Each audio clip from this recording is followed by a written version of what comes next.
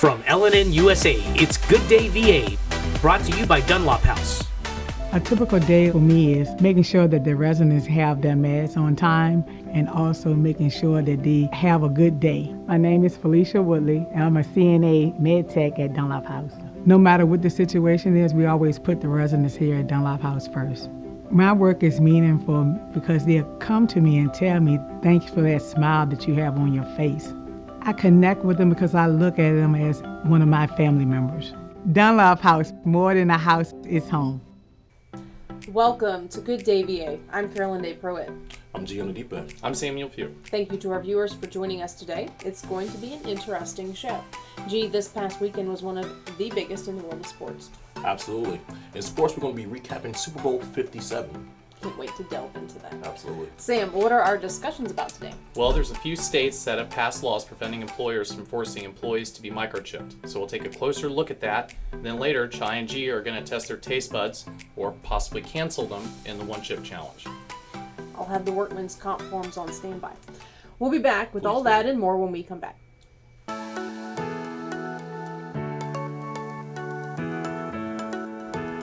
Yes, you can still get haircuts, colors, highlights, waxing services, everything that's going to make you look great right here at the Apothic Company.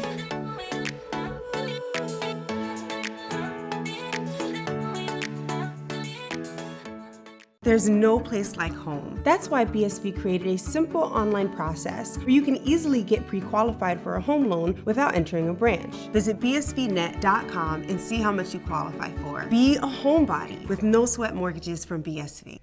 Welcome back to Good Day VA. Let's take a look at this week's top headlines.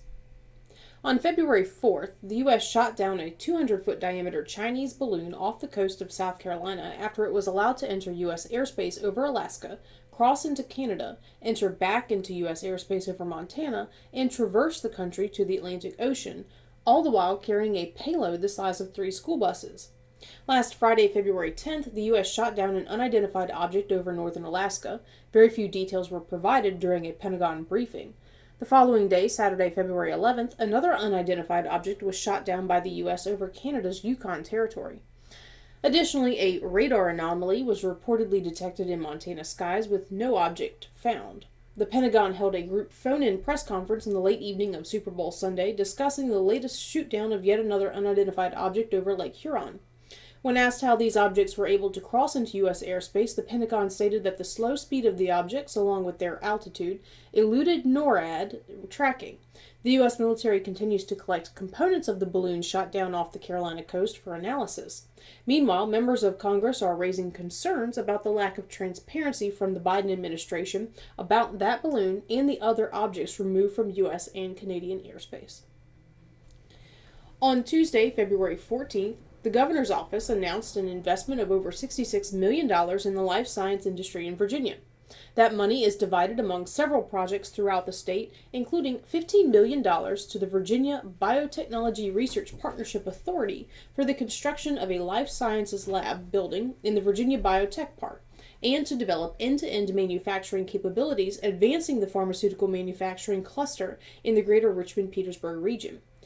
The development of Petersburg's pharmaceutical cluster has been a primary focus for city leaders, as well as a catalyst for upgrades to the city's infrastructure. Virginia Commonwealth University and the Alliance for Better Medicine were both named as partners in the initiative. 13 Petersburg authors were highlighted at the City Library during the Black Authors Book Signing Expo on Saturday, February 11th. The event was held as part of the city's ongoing celebration of Black History Month and included a book signing and the opportunity for the crowd to hear from the local authors themselves. Each were given the opportunity to explain what their work was about and even how it came about. Wayne Crocker, Petersburg's Director of Library Services, explained the purpose of the event and how it came about. Today we're featuring Black authors from the local community. We have a number of authors who've written books. Many of them represent many different genres, and some of them are children's books, some of them are adult books, some of them are true, some of them are fiction. And so we've featured all these authors here at the library, and it's just absolutely wonderful. How did this come about? We decided that we would celebrate Black History Month with many different activities going throughout the city of Petersburg. but in particular, we wanted to feature black authors. I had been contacted by several black authors that wanted to have book signings at the library, and we thought, oh, what a great idea to get them all together, all on the same day in one space. So that's how this came about. Are you a business owner looking to promote your company through the latest digital marketing trends? The Southern Virginia Regional Chamber of Commerce is hosting a lunch on Tuesday, February 21st, exploring the digital marketing must-haves of 2023. The learning opportunity, presented by Tegrity Marketing, will dive into Google Analytics, Google Search Console, and SEO basics, plus more. The luncheon will take place at Maria's Old Town 21 from 11:30 a.m. to 1 p.m. Reserve your spot now by visiting sovachamber.com. That wraps up this week's headlines. We'll take a look at weather and sports when we come back. It's time you heard the best fried chicken doesn't come out of a bucket or a box. You'll find it fresh out of the deep fryers at Breeze Inn. Virginia's finest chicken. Succulent, juicy chicken with a crispy coating. Hungry for more?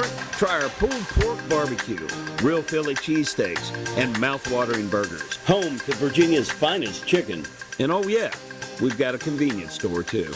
Today's show is brought to you by our friends at the Cloud Factory, who take a customized approach to their customers. They know not everyone is alike, and neither are their needs. So, the Cloud Factory focuses on what's best for you when it comes to CBD, plant-based products, vape nicotine, glassware, and just about anything, providing alternative routes to a healthier you. Welcome back to Good Day VA. G, we've got a lot to say about the Super Bowl, but first, Chai is going to give us an update on this weekend's weather. Ellen and Weather, brought to you by Petersburg Jewelers. The weekend starts off with a 90% chance of rain, a high of 54, and a low of 29. Expect wind gusts Saturday and Sunday, bringing in lots of sunshine and also some clouds, with highs in the 50s and lows in the 40s. Monday through Wednesday bring a new mix of rain and sunshine, with highs in the 60s and lows in the 40s again. So what does this mean? Get out there and enjoy the outdoors while you can, but just be prepared for the occasional shower. Whether it's raining diamonds or sapphire skies, add a little sparkle to your day with Petersburg Jewelers. Thanks, Chai. G, there is so much to say about Super Bowl 57. Where do we even begin? Well, let's start here. First thoughts on the game, like in general. First thoughts on the game.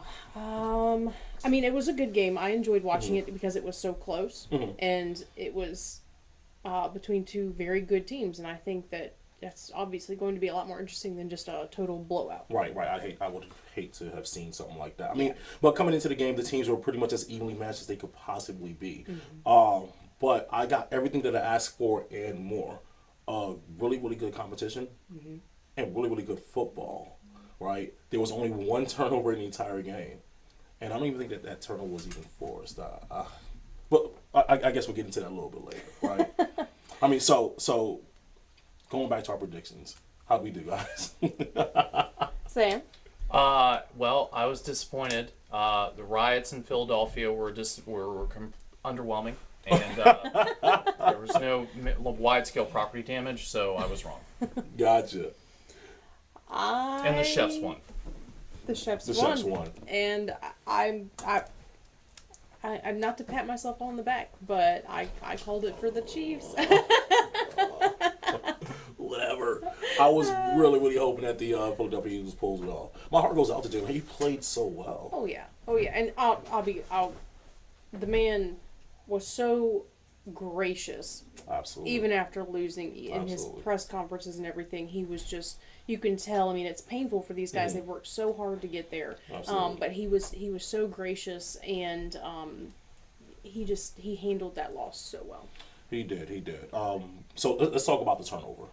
So Hurts numbers: 304 passing yards, 3 rushing touchdowns, 70 rushing yards, 1 passing touchdown, and 1 fumble. Do you think that lost the game for them?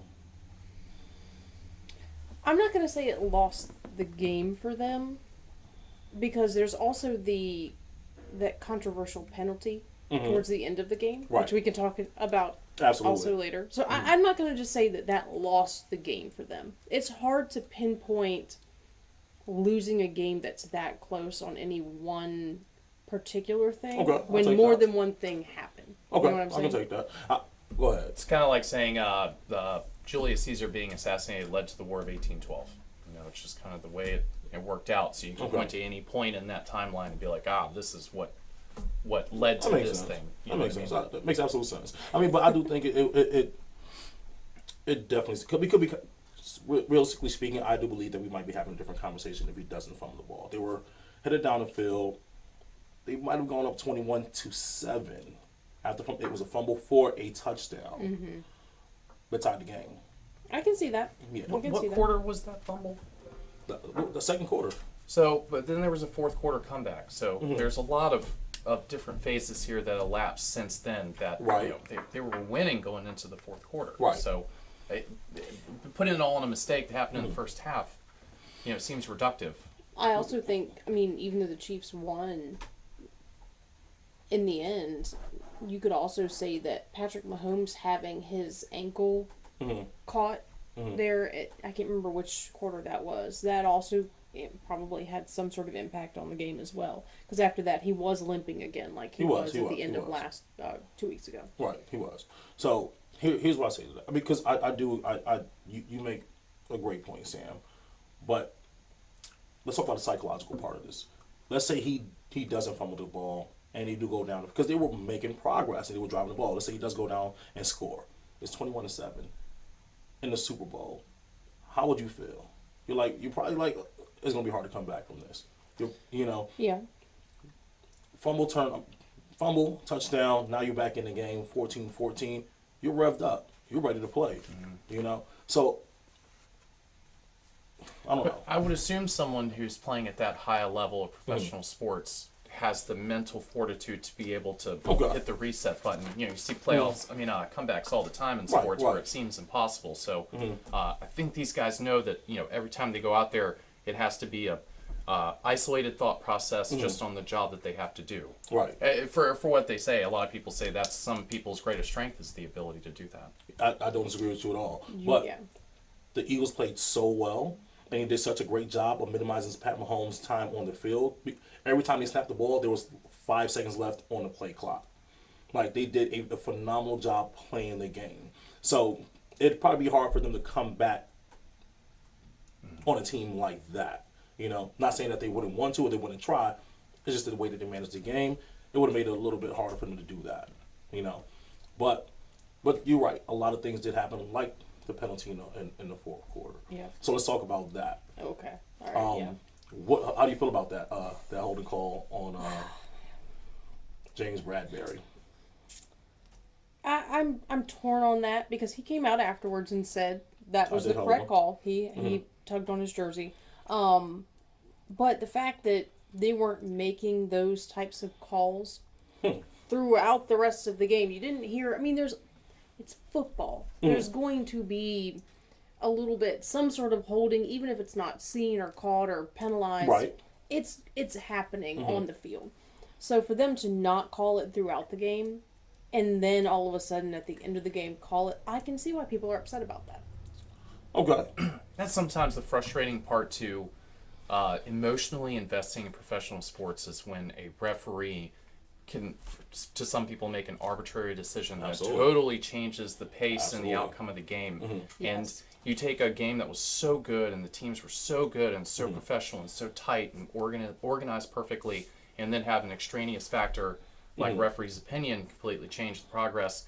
You know, I certainly understand, you know, why Philadelphia rioted disappointingly. I mean, absolutely. That happened to the Commanders earlier in the season, in the regular season, where we all know G's thoughts on the Commanders, but still, regardless of what team it is, if a referee makes a call that is obviously impacting the game and obviously to the vast majority of long-time football fans, not a good call. It has an impact, and players and coaches are very limited in what they can say about those incidents. Right. So that call was pretty much a game-ending call. If you ask me. Now I'm all for making the right call. If it happens, it happens. You see it, call it. no matter what point in the game it is. You know what's in. A lot of people are upset because it was made at that point in time. Right. Having such a big impact on the outcome of the game. The issue for me about the call was that I don't believe that the actual holding actually impacted the play at all. So if we go back and look at the play, Pat Mahomes overthrew him by like 15 yards. The ball wasn't even catchable anyway. Why are we even making that call? Right. So I don't think it impacted it at all. So that's my only issue with the call. Make the call, it was the right call, make it. But it was not impacting the play. There's really no point in us actually making that call, if you ask me. And this is just the downside. It's almost like there's concurrent things happening in professional sports. The competition itself and the art of refereeing. Ideally, you don't even want to be noticed. I guess that's a good referee, is the referee you don't even notice. But how they call the games, especially in baseball with strike zones and soccer with PKs, that's almost sometimes as big of a part as the actual athletes itself. Absolutely. And I wish technology could move us past that a little bit. Like to the Major League Baseball's credit, they're using that to call balls and strikes, or at least go back and review plays. Right. So we're getting better at it, certainly. Yeah, that also eliminates. Go ahead. As long as you have humans refereeing or umpiring a game, there's room for human error. Absolutely. Just emotion, not only that, greed. Who's say that they're not betting on the games? I just found out that I would imagine there's got to be some sort of rule against that. There is. I mean, but you can bet from your cell phone now. So isn't it pretty much assumed that the second Super Bowl was fixed? Or maybe it was the third, where they were trying to merge the leagues, but one of them was, I think the AFC was not doing well, so they threw the game to get the Colts. Right? Wasn't it Joe Namath? So yeah, I mean, this is pretty well known that games are fixed from time to time. Especially a lot of money. A lot of money, especially if you can determine the outcome of a game. Now, the thing is that the game was so close. I don't know if that is a reality. But you never know these days. A lot of people, I could see where somebody would say that call was preferring the Chiefs over the Eagles. Absolutely. And it was the third Super Bowl, and yes, the Jets won, and that in turn led to the two leagues merging and forming, right, the NFL that we know about. So, that was a formative event in the league. One of the greatest baseball players of all time threw games for a decade, right? Pete Rose was a maniac with it. Wow. So this is, I don't know, I might be being conspiratorial here, but, when human beings and institutions are involved in that much money, some things aren't to be left up to chance to some people. I don't disagree at all. But ultimately, I don't like the call. And you, I guess, what was your vote on the call? I would say, I would agree. I didn't care for that call. Yeah. Even though it did lead to my accurate prediction. Your accurate prediction. I got you. Okay. So, now, Pat Mahomes ended up winning the MVP. He threw for 182 yards and 3 touchdowns versus Jalen Hurts, 304 yards, 3 rushing touchdowns, and again, 70 rushing yards. Do you think he actually outplayed Jalen Hurts? Has it ever been an NFL? Maybe I should know that. Has it ever been an MVP on the losing team? That's a good question. I'm not sure. I want to know if Patrick is going to name his son Sel, so his name could be Sel Mahomes. If he turns out to be a real estate agent, that'd be fitting. Perfect marketing. Sorry, I digress. I don't know. All right, so we're getting into talking about the quarterbacks themselves. Let's also talk about the fact that this was a Super Bowl of firsts. So it was the first Super Bowl that featured 2 African American quarterbacks facing each other. Right, 2 starting black quarterbacks facing each other. Correct. So we have, of course, Hurts for the Eagles and Mahomes for the Chiefs. When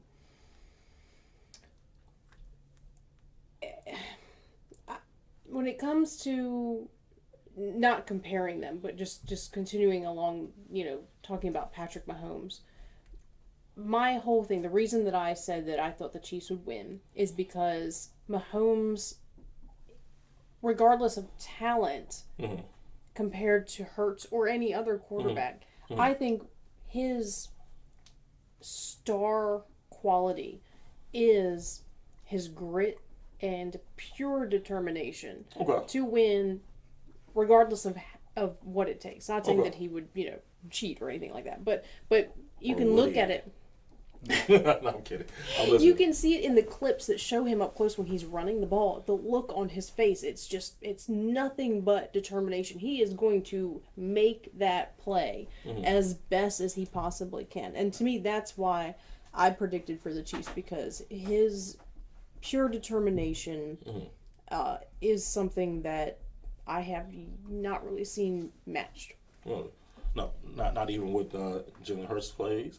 I think there 3 is rushing no doubt. touchdowns, 70 yards. Every single one of them is determined. If they're determined to win, they're emotionally invested. Absolutely. I'm not doubting that, but there's just something about Patrick. He's got that grit. I mean, he was playing through the ankle sprain and all that.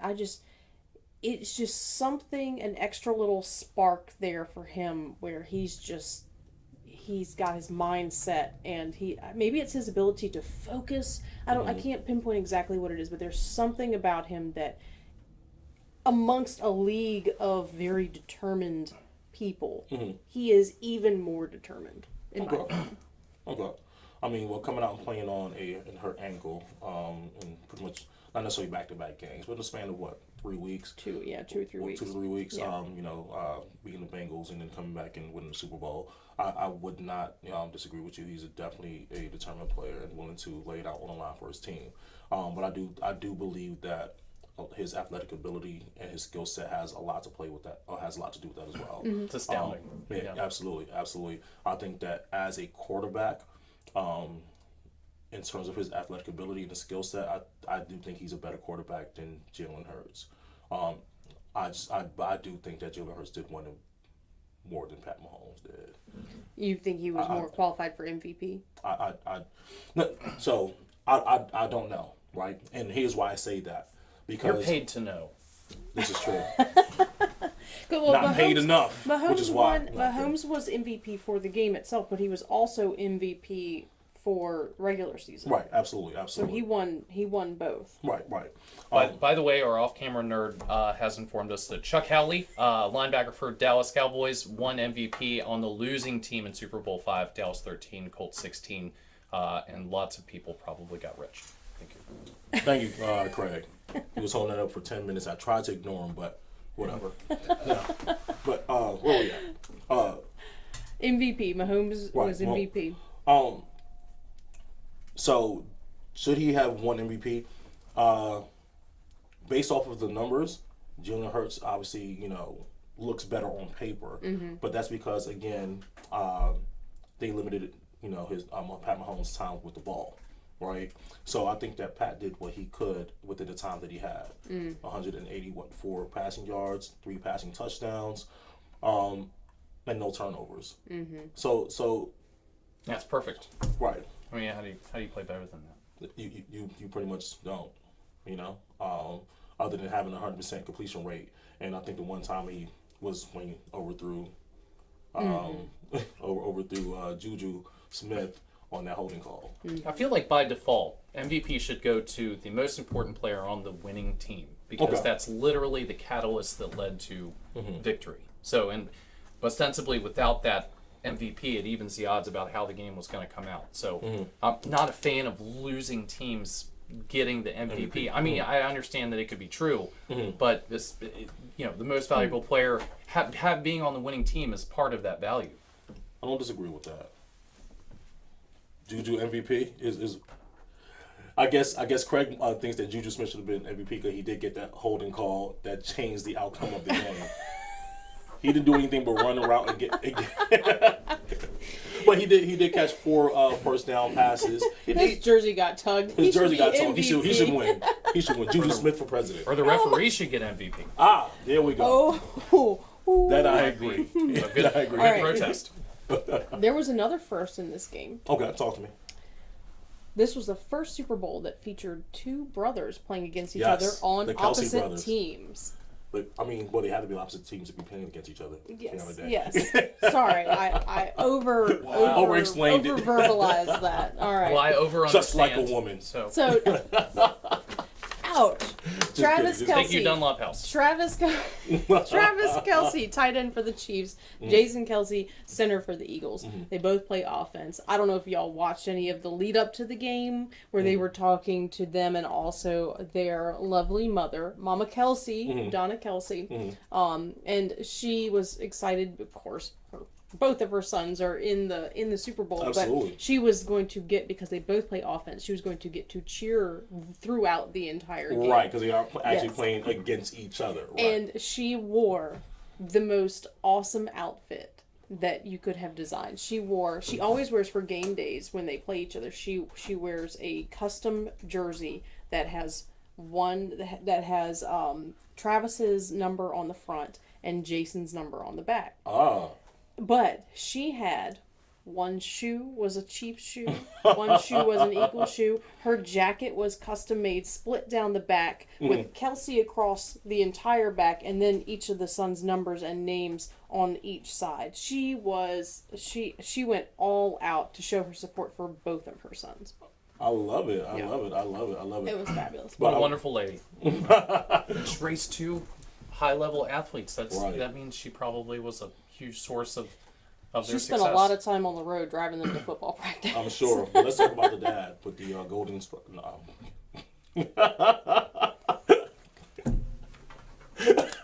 Mom with the golden eggs.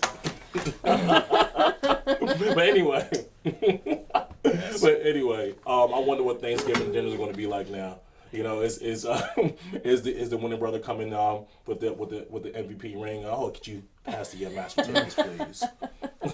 Yes, also, just the gravy. Jason's wife is like 9 months pregnant, if I'm remembering correctly, and they literally she was there, but they literally had everyone on standby because they thought she could go into labor at any moment. Wow. Yeah. Could you imagine what that would look like? He'd have to leave the You game. were born in Arizona because we were at the Super Bowl. well, as a dad, as Jason, would you leave the game? Do you leave the game? I'm gonna back out on this one. Y'all can discuss this. First child? Firstborn? Good question. I don't know if this is his first child or not. Let's say it is. Yeah, you gotta go. Fifth child? Nah. Just conference call. Zoom me in from the sideline on the timeouts. Oh my goodness! Our producer is calling that a consolation trophy. Oh my gosh, that's terrible. Hey, look, baby, you was gonna have to understand. Dad was busy. Ooh. Winning you a Super Bowl ring. But getting endorsement for your college tuition. Exactly. You're welcome. That was not the only baby of the game. Is that right? Rihanna. Oh, let's talk about that. Rihanna. Did y'all watch the halftime show? Mm-hmm. I did watch the halftime show. Yeah. What did y'all think?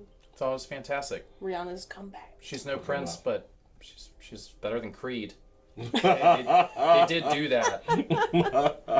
Everything's relative. Right. So she took it as an opportunity. She just had a baby in, I think, March or May last spring. And so she announced via the Super Bowl, no words needed, that she was pregnant again. I thought it was fabulous. So, and it explained why she was really bundled up in a lot of bulky, furry things leading up. She was trying to keep that secret. Right. It did make sense. At the time she was trying to keep it secret?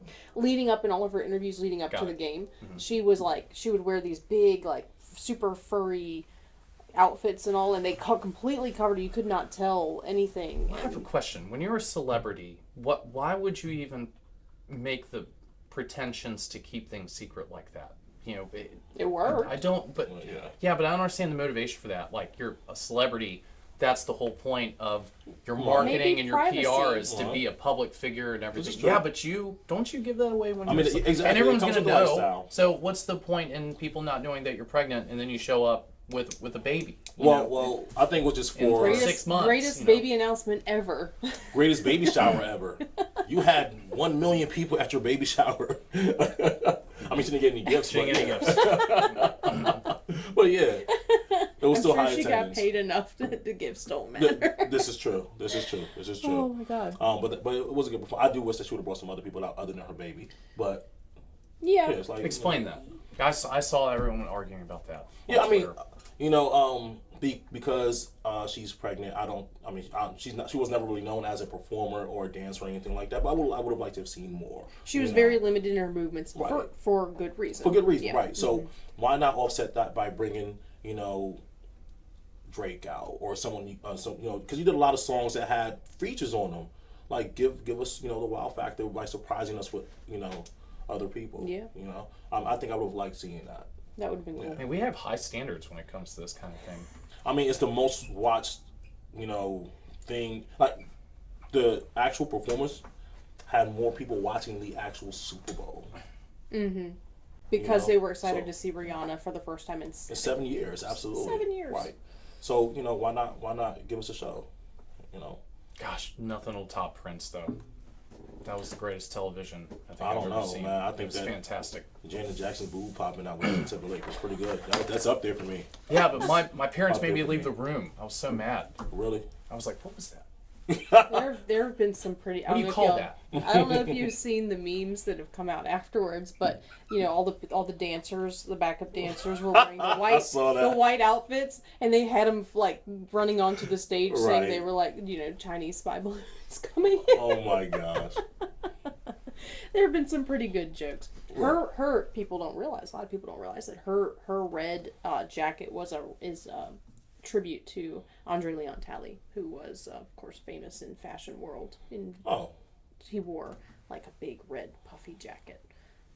Anyway, just random note. I thought it was Sam Smith for a couple moments. It became clear though. Red has been like a trending color. We had that whole red themed performance at the Grammys, and now the red and white at the Super Bowl. Yeah. But a couple other moments of note in the honor ceremony. Cowboys quarterback Dak Prescott received the Walter Payton Man of the Year award. Awesome. And also during that ceremony, the medical team members who saved Damar Hamlin's life were honored on stage. Absolutely. Which Absolutely. I thought was an was amazing. incredibly Awesome. appropriate and awesome way to Absolutely give agree. tribute to those people. I agree. You look like you wanted to say something but didn't. No. I was thinking about DeMar Hamlin's jacket he was wearing. Did you I see remember that? if I saw his. I saw him sitting there, but I want to say he was sitting next to Donna Kelsey, and I was looking more at her jacket. Oh, well, true. Touche. How does that really work? It was weird. I mean, everything makes everyone on Twitter mad, so everybody was mad. But it was a stylized Jesus with like a zombie face, like on a cross. So it was thought provoking, certainly. Fashion, the fashion around football is an interesting thing. If you follow like the teams on Instagram, like especially when I follow the Bengals on Instagram, there's always in the lead up to the game they post Joe Burrow's outfit that he wears into the stadium, and isn't it? He's worn some interesting things. So Collapsing empires are obsessed with fashion. all right. Gee, did you have anything else you wanted to talk about for the Super Bowl? Oh, hey, that's it for the Super Bowl 57 and sports. What you got coming up next, calendar day? Oh my goodness. All right. That is all for now. When we come back, we are going to dive into our discussion of microchipping by employers. We'll be back after this. Hi, I'm Dr. Sandy Elba. And I'm Dr. Adam Elba. We're chiropractors and we love what we do. We change lives on a regular basis. We go from pain relief all the way to wellness. We work with the cause of the problem, we help solve the problem, and put your life on a whole different path. If you're concerned about your health in any way, or you just want to be healthier all the way around, come see us, Chester Family Chiropractic Center. Welcome back. Legislation is currently being proposed in the Alabama House that would stop any employer, government official or staff member, or insurance company from requiring individuals to be microchipped. The bill was pre-filed by Democrat State Representative Prince Chestnut, who modeled the legislation on similar bills that have been passed in other states, such as Nevada. A total of 11 U.S. states have passed laws that prevent or limit employers from mandating such microchips. According to a report from the Epic Times, a company called 3 Square Market offered its employees microchips in 2019 and suggests that the implanted chips are useful for security measures such as unlocking doors and computers, along with purchases. Gentlemen, what are your thoughts on this emerging issue? I'll stop listening after Prince Chestnut. It's definitely a unique name. Yes. Okay, while this specific thing sounds pretty insane, I think the larger argument here is like, what are companies' rights to require of their employees? So if we preemptively ban them from doing this one thing, what else can they not do? And what is the role of government when it comes to how private corporations or private entities regulate their employees? I think that when you start that discussion, then you're crossing over into, I understand the government's role as far as private companies is limited, but also at some point the government is intended to prevent violations of your rights. Well, I guess let's start here. What is the purpose? Why as a company, should I want to microchip my employees? Okay. They're using them for like door scanners so that you don't have to carry a key card anymore. You can just scan your microchip in your skin, or maybe your company credit card information is on there so you can make purchases or access your computer without a password. That right, because our phones are too stupid to do it, right? Yeah, well, and tracking you to make sure you're on task or on site or not wandering, or I mean, there's a million reasons why people would want this data. Like countries are trying to do it. Right, and it's on a voluntary basis. So, like, it's technology that's probably going to be pretty ubiquitous in a little while. I mean, I can see that, but there's a less evasive way to do it. Like, why not just put something in your employer's phone, or your employee's phone? Why do we have to have a microchip? I mean, there are plenty of apps that you can download onto your phone that will allow you to do these things. I don't think that a microchip is necessary. Yeah, I would say when it comes, you're talking about employers being able to track their employees' movements and activity, that to me creates its own set of issues. If they're monitoring their employees even when they're supposedly off the clock, right? What's the line between your private life and your work life at that point? Exactly. There's no line at that point. It's almost as if they're controlling and tracking you that much, and they're also making this decision, because the key here is that the company mandates the microchip. In order to work for us, you have to get this microchip.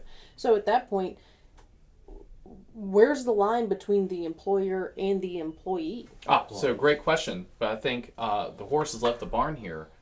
Because all kinds of companies, I mean, every social media company in the world does that. They listen to your conversations, they edit the advertising. Samsung turns on the camera in their TVs and checks people out in their living rooms. So while I agree with you, right, 100%, and I wish none of those things were happening, these things are already happening.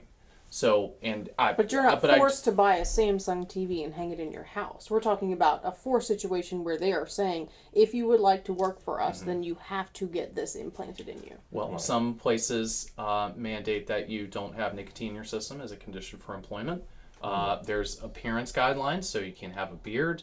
I mean, they're private companies, and no one's forcing you to work there. Just like no one's, what they're forcing you to put a chip in there. No one's telling you that you have to stay at this company. So if governments do it, right, that's a totally different argument. But if it's a voluntary organization, and once again, I'm not saying that I would ever do this or ever ask anyone to do this, but it's the principle. I think private companies should be left to regulate themselves in the way they see fit. When it comes to things that are ostensibly not harmful, people can always leave. Here's my question, though. We mandated vaccines. You're talking about, and that is definitely a direction that this conversation could turn. Right. But you're talking about this technology is going to be ubiquitous at some point. So, saying, well, just don't work for that company that requires it. What happens when all companies or most companies are mandating the microchip, or the government? Because that's also in these bills where they're saying that elected officials, government employees, that kind of thing, they also cannot mandate this. Yeah, totally into it when it's public sector stuff. The government's role in all this is supposed to be to protect our liberty, rights, and freedom. So I'm totally into it that those governments are trying to proactively go after this as a transgression against that. But I just think that line's been crossed so much in society that this is like a weird thing to pick out and ban this one thing. I mean, vaccines to me seem way more invasive, long term, right? You can take out a microchip, probably, is a 10-minute procedure, and the injection is a 5-second procedure. So while it's completely invasive and I would never do it, I just want to point out that that this is already happening across the board with just about every government already. Mandating you to take vaccines, or bon secours saying that you can't have nicotine in your system, or the New York Yankees saying you can't have a beard. There's all kinds of weird conditions for employment that permeate society. And it's just weird that this is the one where people are drawing the line here, on a governmental level, not on a personal level. I think I would go ahead. No, for me, and it makes absolute sense. You're completely right. For me, it's more so the invasion of privacy, because once I'm walking around with this thing, who's to say that you're shutting this thing off once I leave the premises, right? And again, there are other ways to monitor. Did we run out of security cameras? There are other ways to monitor these things. And why does it have to be a microchip? You made a point about Samsung TVs, but I'm not taking it to the bathroom when I'm using it. You never done in your living room that you'd prefer to keep under wraps? Well, here's another component of this that I think that people are not necessarily thinking about. You're talking about your employer having access to you 24/7. We already have issues of people being able to shut down for your mental health and well-being. You have to. You cannot feel like you're on call for work all the time, 24/7, 365. When you have a microchip from your employer sitting in your skin with you from, sleeping at night to showering in the morning, whatever, do you feel like you're ever disconnected from your job? Or do you feel like... No. Well, let me ask you a question. Is this chip system just for when they're on site, as far as access to different parts of the organization and inter-office transactions and, etc.? Or are they actually saying that they're going to take data once you leave the premises into their possession? Because your argument is totally setting... The option to is there. Once you're microchipped, you're microchipped. It's not like you're going to pop that thing out every evening when you leave work. Which is true. It's not like do you have the ability to turn it off or something like generally, that? These chips, they're not listening to you or anything like that. It's just sending out a constant... Well, it's hard to talk through your left, especially your left breast, and hear any kind of cogent argument. So generally what these chips do is they just put out a very specific radio frequency to identify you. Because I have a big breast. But they're talking about using it for credit card information so that employees making purchases, they don't have to carry around a company credit card. The information's on the microchip. As this becomes more ubiquitous, it will develop, just like phones did, where it becomes a more and more multi-purpose tool that tech companies are using and advancing on. And I think that there's a different agenda here, because again, we already have ways to monitor and do these things. It could be something as little as now you can check if your employees are lying when they call out sick. What's their body temperature? He doesn't have a fever. He does not have a fever. Well, then I think we should be consistent here and start maybe really thinking about some kind of society-wide standard of privacy, right? And I think that's a huge argument in Congress right now. What does social media get to do with you, with your information, with your movements, Absolutely. with your private conversations that your phone is just in the vicinity of? The way Amazon runs their organization, how they track people and the amount of time they spend in the bathroom. So that's my point, is corporations are already doing this. But not the corporations you work for. No, yeah. So Amazon, I believe this is correct, the way it was explained to me. You get a certain amount of time during the day to go to the bathroom.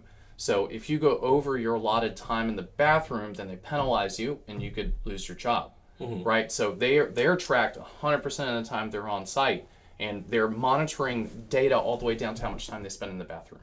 That's crazy. Right. So that's all I'm saying here, is that companies are already doing this. So let's be consistent, right? Correct. So let's be consistent, and let's go after these companies for wanting this amount of data in the first place. It's not necessarily the form that they're collecting it that is the argument. It's if they have a right to it. We're such a data-driven society in so many ways, monetarily, but also you think about China with the social credit system, where you can be blacklisted in Chinese society because you did X, Y, and Z that the Chinese government does not care for. You start microchipping people and continually collecting data, and now you're collecting even more personal data, like your health and all of that stuff. Well, let me ask you a question. So, where do you think the line is here? A private company requiring people who are voluntarily participating in that organization from wearing something that allows them to collect data on them, and your cell phone listening passively to conversations you're having in the privacy of your home, entailing marketing to you. Let's be clear about something. The legislation does not prevent people from volunteering to be microchipped for their employer. It doesn't prevent that. Right. If they say, "Well, I'm okay with it," then they're allowed to get it. Right. They have the option. It prevents employers from Mandating. forcing them to do it. So just to clarify that up for our viewers. Are you asking what's worse? Yeah. How is one socially acceptable and one is not? I don't think that either are socially acceptable. If I had to pick or choose my poison, I don't think that either are socially. But in terms of like your phone listening, at least that's data for you to be able to utilize. Hey, look, you know that I like microwaves.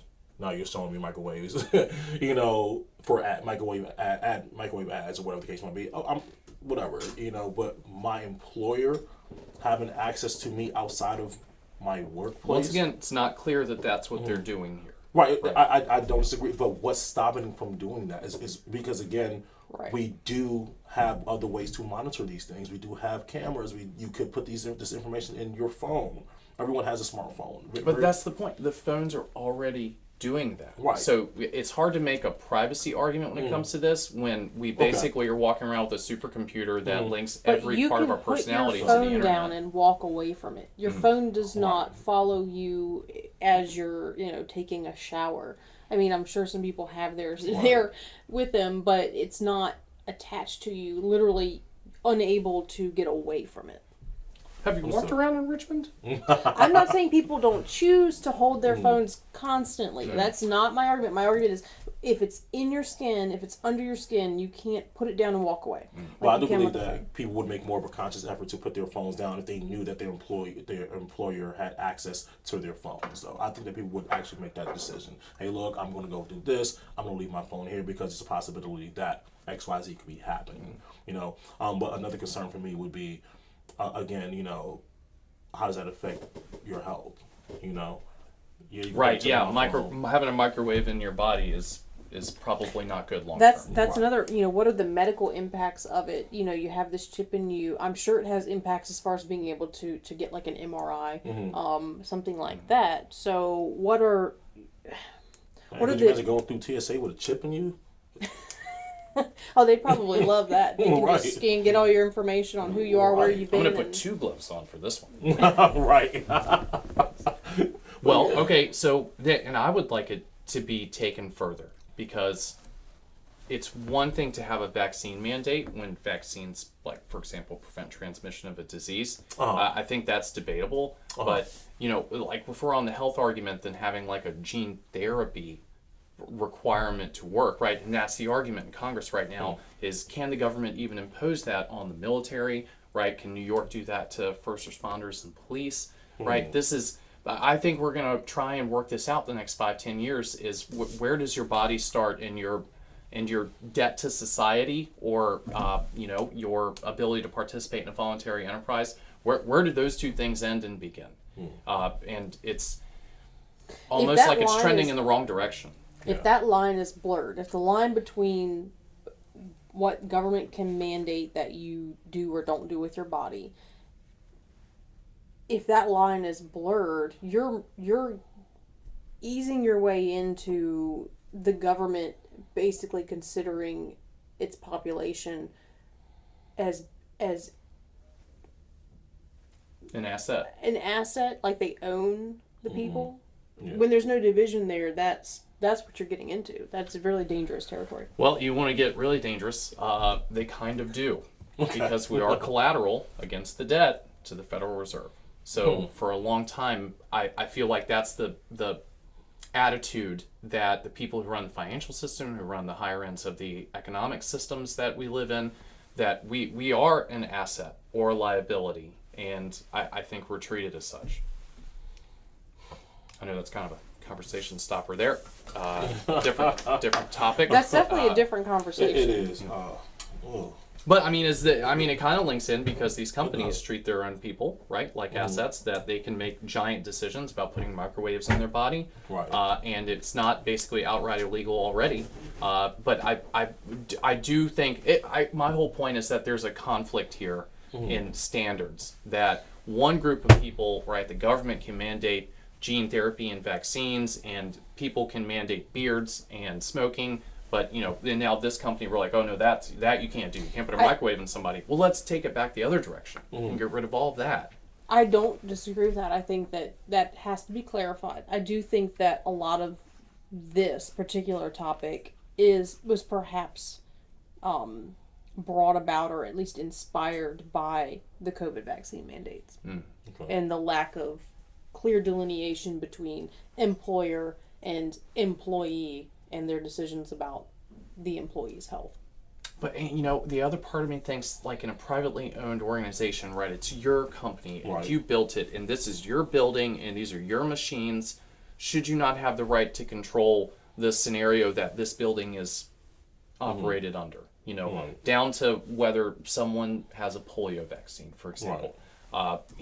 And it's almost like a property rights question, right? Those companies belong to someone. It's their private property. So, how much right does the state or anyone have going in there and telling people how to regulate their private property?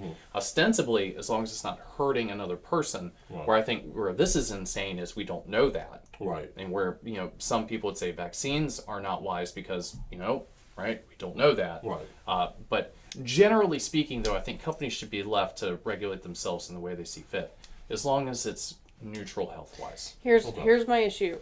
Yes, you would imagine that if an employer was to mandate so much about the exact appearance and health and well-being and everything about each of their employees, that eventually they would not have enough employees to actually operate. Right. That would be the logical, like the pendulum swinging back and forth. But when you have a lack of clear information about a certain thing, like a COVID vaccine, from the government, and therefore the people are not fully informed about the decision that their employer is making for them, that raises other questions and issues for me.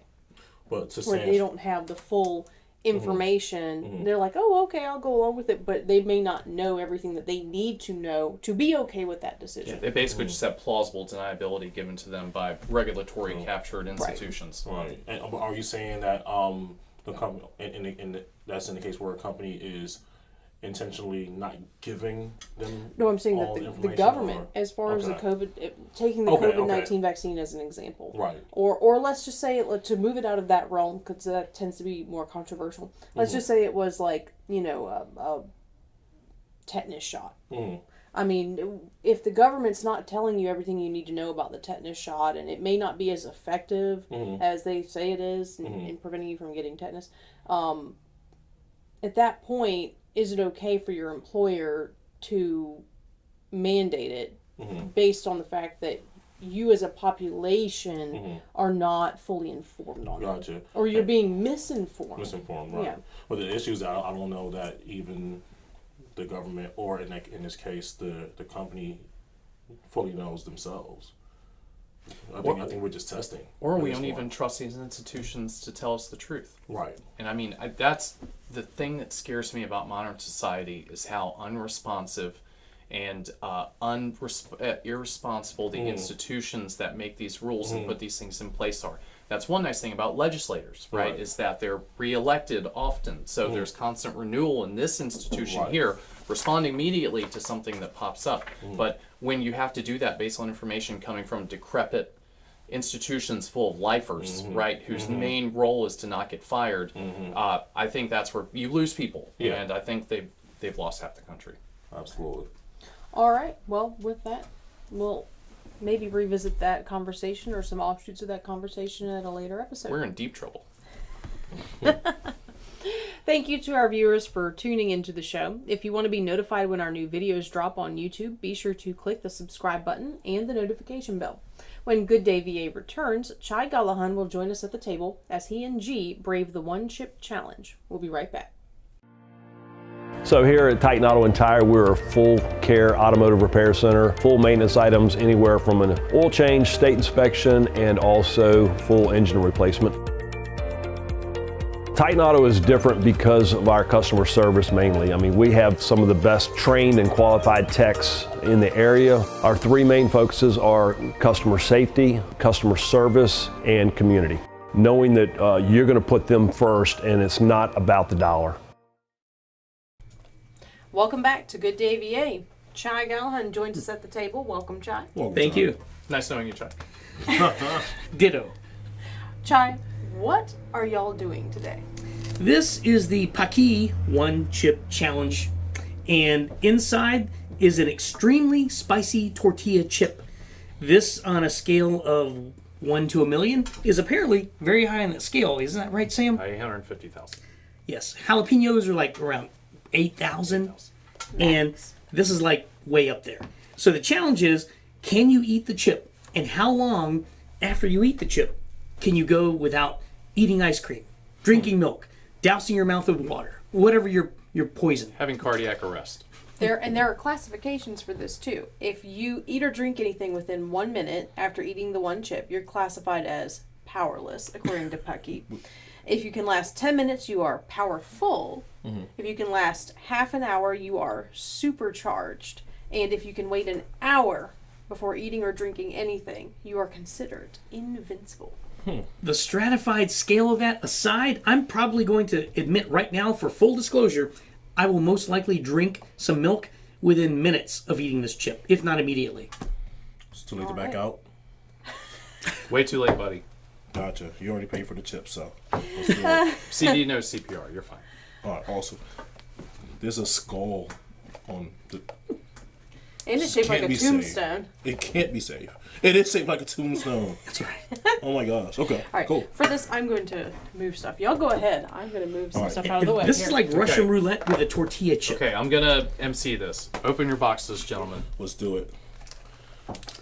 Good luck to you, Chai. Also, for $30, I will take the other one's dairy away. So, I do take cash out. So is this...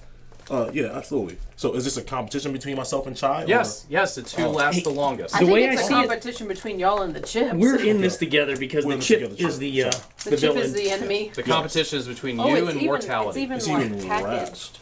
So, I didn't get the, what if you could, like, hold for 5 minutes? You went from a minute to 30 minutes. That's kind of... No, it's 10 minutes. Yeah. So 5 minutes, I would say you're not quite as wimpy. Gotcha. Okay. The way they described it, you would be virile and vascular. Awesome. Good things I've already had children. Okay. So here's the information inside. Number 1, it's a tongue takeover. Okay. Number 2, it's a shock to the senses. Awesome. Number 3, you will expect a surge of tears. Number 4, it's a jolt to the gut. And finally, number 5, it's a voltage overload. It's a Biden speech. Y'all have anywhere to be later today? I don't see where it says you pee on yourself. This is basically the Democrat presidential debates. Yeah. Oh boy. And it's y'all ready? Packaged. Let's see. It's blue. Apparently, it turns your tongue blue. Really cool packaging. All right.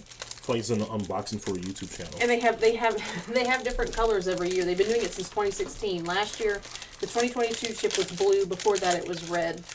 How many fatalities? I should have looked that up before we.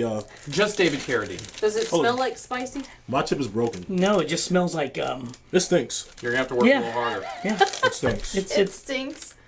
It doesn't smell. Doesn't smell like anything really. Natural. Okay, y'all ready? It doesn't. Okay. Don't think about it too much. Let's just do it. All right, guys. 3. Is that your entire chip? Good luck. Well, he's gonna. Yes, this is my entire chip. Pieces. That's your entire chip? No, both pieces, sir. He got me. Let's do it. Or you can take a big bite. Okay. All right, I'm going to take a half a bite. Okay. All right. Take a 2/3 bite, and you to eat that whole thing. That's fair. All right. Fair. Okay. In 3. Can I dip it in the... You may not. Okay.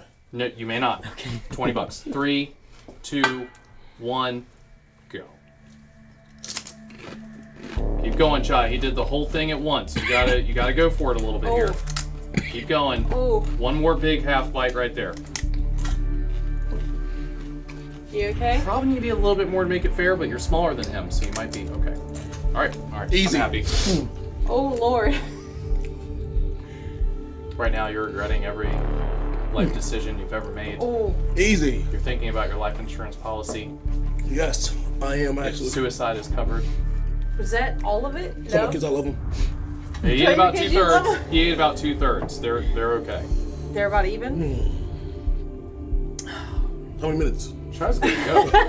It's been like How 1 many minutes has it minute, been? maybe 1, 2. About 20 seconds. What does it taste I may like? not use this hand for a while. I can't taste anything. Can't taste anything. Oh, just numbing. Not numbing. Not numbing. Fiery. I feel everything. Fiery blast. Taste nothing. I have a nap before I wipe my eyes. Yes. This must be what getting amputation in the Napoleonic Wars was like. Keep looking in the camera. I can't. You're doing good. It's a bit hot. You're doing good. Finish them off. Bit hot. And I'll start the clock. Ooh. I can't finish it. I can't. Yeah. No, you don't have to finish it. You're You good don't though. have to- Yeah, here. Let's get these away from you before you fall over and accidentally eat it. Boy. John, you finish? No, it's too early in the morning for this, guys. Woo.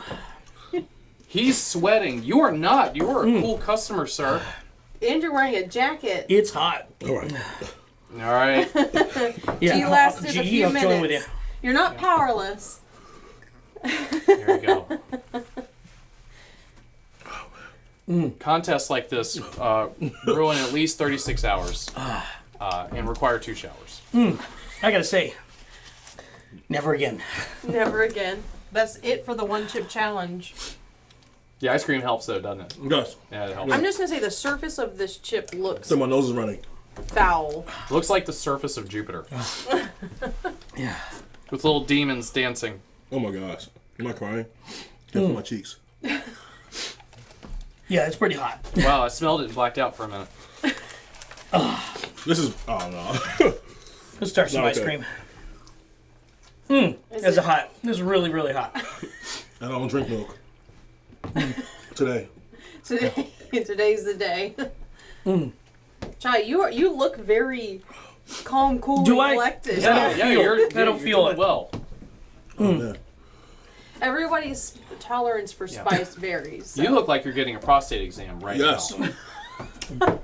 Without being put to sleep. And a colonoscopy.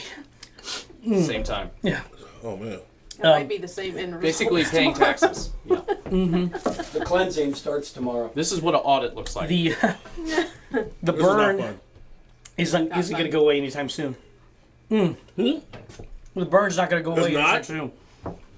Oh my It's God. going to last at least for half hour. Yeah, in my defense, I warned them you several kidding me? times that this was a bad idea. I would like to point out the fact that Sam and I opted out of this challenge. Flatly refused. Oh, yeah. China are real men. G? Your brothers in arms now. Oh, yeah. We've been through combat now. Call me Samantha. Tortilla combat. I'm fine with it. I have children, so. Oh, the ice cream doesn't make it so bad. No, it seems to be... Never mind. Propaganda. Seems to me that the ice cream would help coat your mouth better than the milk, maybe. Yeah, both. I want to curse. It's like licking a car battery. Oh, boy. All right. Well, what are y'all guys' final thoughts on the one chip challenge? Well, my eyes are tearing. It's worth doing if you like hot food. It is very hot. My thoughts aren't very coherent right now. I think that might say a lot. Imagine what your life's going to be like Final on the thought. other end in 6 Anything? hours. Sure. It's not worth doing. It's not worth doing. All If you like right. yourself, don't do it. Are we sure water doesn't help? Are we sure? That water Are we sure water? It doesn't really hurt, but the ice cream. it hurts. Ice cream's better. I want to point out the fact that there is now blue from the spoon, Yeah. from your mouth, in the It's in ice spoon. cream. Yeah. G's tongue is melting. All right. Well, with that, yeah, the chip is blue, and it supposedly dyes your tongue blue. So, Let's see. Well, my tongue. oh, yep, I Is see it blue. Is it blue? Yep, you don't I'm have to stick sort out of your feeling tongue. blue. Sort of feel blue. We are hot to trot. All Okay. right. You'll be Well, dead in 3 hours. We don't want my tongue to melt. My girlfriends won't like that. Oh, nice. You're so virile and vascular. Thank you. Well, that's going to wrap up in a fiery close this week's episode of Good Day VA. So take a moment, like and subscribe. Follow us on YouTube. Click the notification bell. Thank you to all of our sponsors, especially Dunlop House, for making this show possible. With that, have a good day, VA. Good day, VA. Good day, VA. Who's getting better? Who's getting better?